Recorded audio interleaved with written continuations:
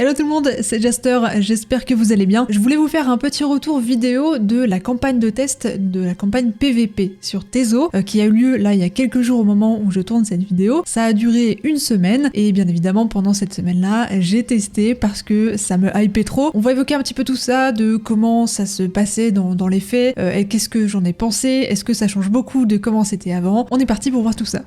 Alors déjà comment ça se passait? Pendant cette semaine-là du coup on n'avait plus accès aux campagnes qu'il y avait habituellement, la campagne sans CP, la campagne avec CP, enfin voilà. Il y avait juste une seule campagne, c'était la campagne Vengeance, donc tous les joueurs se retrouvaient au même endroit.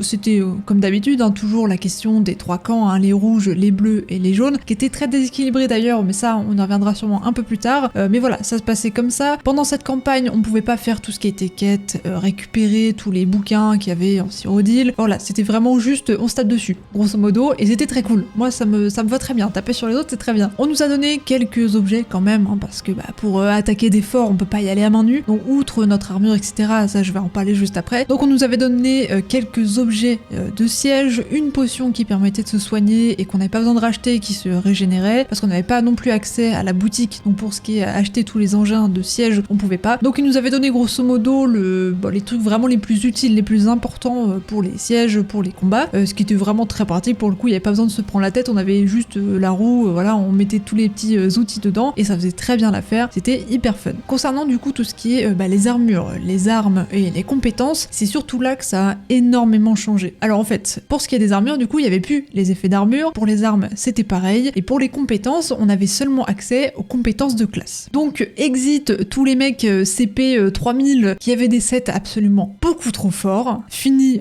tout ça. Là grosso modo, on était vraiment mis tous à égalité. En fait, il n'y avait pas de question de points de champion, pas de question de qui a les meilleurs sets, de qui a les meilleures armes. Là, ça se jouait vraiment au skill, en fait. Là, c'est les classes qui étaient mises en avant, et je trouve que c'est très bien d'assumer un peu ce système de classe, parce que c'est quelque chose qui a tendance à un petit peu disparaître sur Tezo. C'est pour ça qu'on dit souvent aux débutants, moi la première, vous concentrez pas sur la classe que vous allez choisir, que vous allez jouer, en fait. Prenez juste celle qui vous plaît, grosso modo, dans les attributs principaux, mais ne vous concentrez pas là-dessus. Parce que souvent, que ce soit en PvE ou en PvP, on se retrouve à jouer beaucoup de compétences qui n'ont pas forcément de lien avec notre classe. Donc là, moi j'ai trouvé ça vraiment génial pour le coup, surtout que les compétences de classe, on a 3 lignes quand même, avec 5 compétences, une compétence ultime dans chaque, donc il y a quand même de quoi faire pour se faire des builds vraiment sympas, rigolos, ou très forts même, il y a des builds qui peuvent être vraiment très forts, des builds de classe. Donc voilà, c'était pas du tout limitant, et justement ça permet aussi déjà d'apprendre à jouer avec le minimum, et de vraiment mettre en avance la compétence du joueur, qui est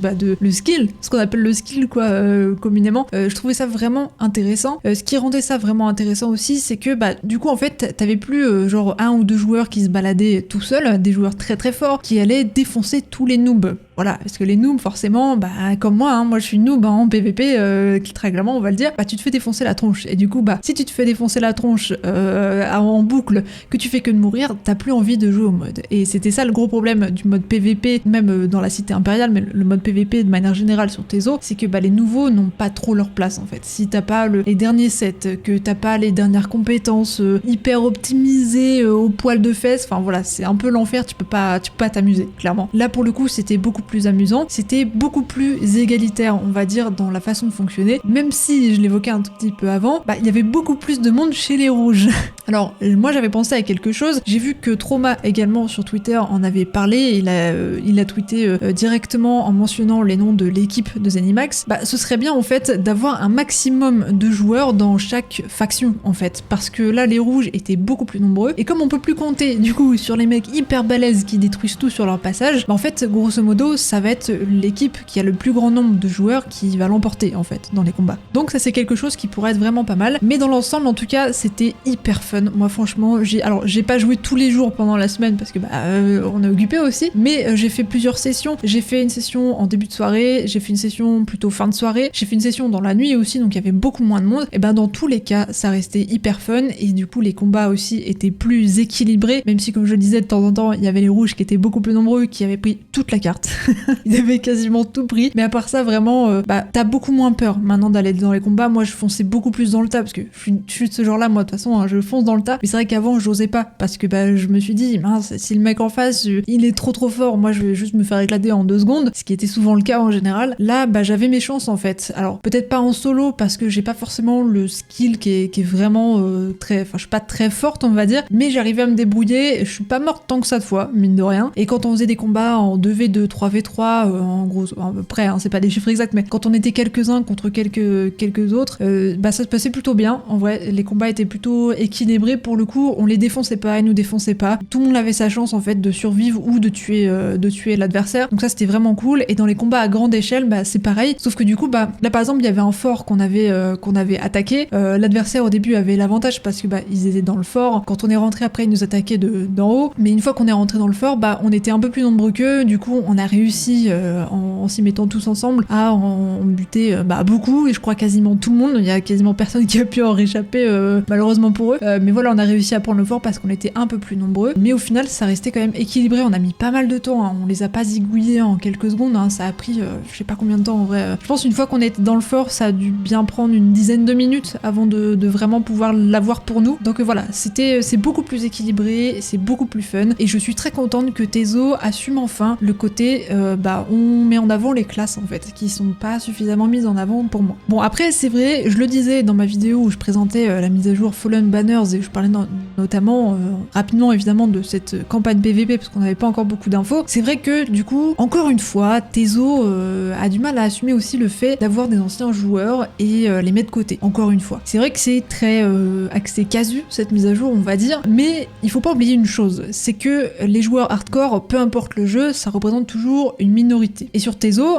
c'est bien connu, c'est un MMO qui est très casu. Les gens viennent de temps en temps, ils font des quêtes tranquilles, ils font leur petite vie, enfin voilà. Donc on peut pas non plus se dire on va laisser le système PVP mourir tel qu'il est parce qu'il y a 3 mecs hardcore qui veulent continuer à buter du noob, grosso modo. Parce qu'en fait ceux qui râlent souvent, c'est les mecs justement qui sont très haut niveau et qui adorent pouvoir défoncer tout le monde parce qu'ils passent leur temps à optimiser leur build. Je vais en blesser certains en disant ça, je suis désolée, mais il faut dire les choses telles qu'elles sont des fois, parce qu'en fait vous laissez la place à la pour personne d'autre et c'est en bonne partie pour ça je pense que le PVP est en train de mourir. Pas la seule raison évidemment, mais c'est l'une des raisons qui font que les débutants et les joueurs intermédiaires ne viennent pas en PVP. Surtout que le mode PVP en Cyrodiil, moi c'est mon mode préféré, je suis pas très fan des champs de bataille, j'ai en partie aussi parce que quand j'y allais je me faisais éclater, mais la cité impériale c'est pareil, c'était moi mon truc. Moi le côté vraiment les 3 alliances se battent pour prendre des places fortes etc, les attaques de siège, enfin les sièges, c'est vraiment un truc que je surkiffe. Je suis tombée amoureuse du mode dès que j'ai commencé, mais j'y allais pas souvent parce que c'était difficile. Puis moi, je peux pas passer ma vie sur Tezo à essayer d'optimiser le moindre petit point de mon set.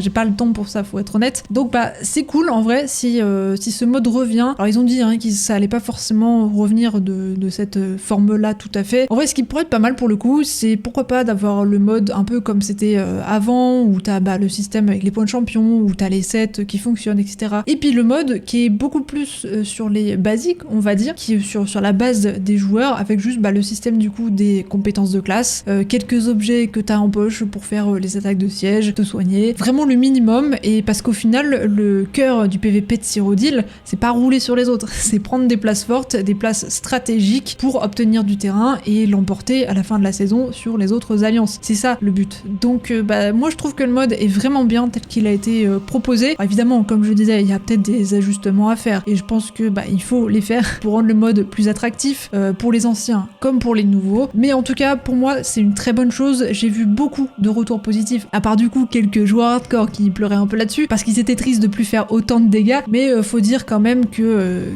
voilà, c'était hyper fun pour la plupart des gens et que même si on joue pas 7 jours sur 7, 24 heures sur 24, 365 jours sur 365, on pourra aller en PVP sur Odile pour s'amuser. Donc tout ce que j'ai à vous dire c'est si le mode revient revient, que ce soit en test ou que ce soit définitif, et que vous n'êtes pas forcément un joueur PVP, et ben je vous conseille de le tester. Voilà, parce que c'était hyper cool. Alors si vous avez un peu peur de le faire tout seul, bah n'hésitez pas à rejoindre une guilde de PVP ou je sais pas, un Discord, ou y aller avec quelques amis que vous avez peut-être. Croyez-moi, le mode était vraiment trop fun et attaquer comme ça les forteresses était déjà fun avant, mais là ça l'est encore plus parce que maintenant on peut taper les autres joueurs, on peut se défendre aussi, donc c'est que du bonus. Moi je trouve que c'est vraiment super. J'ai hâte qu'on ait des nouvelles là-dessus. Là il va bientôt y avoir le live stream de l'équipe le 10 avril, là, dans une semaine au moment où je tourne, donc on devrait avoir des nouvelles je pense sur le PVP, j'espère en tout cas, on va croiser les doigts pour, ce serait vraiment trop cool. Voilà, écoutez, c'était mon avis du coup sur cette campagne PVP, j'espère que ça va revenir, je vous remercie d'avoir regardé et je vous dis à la prochaine.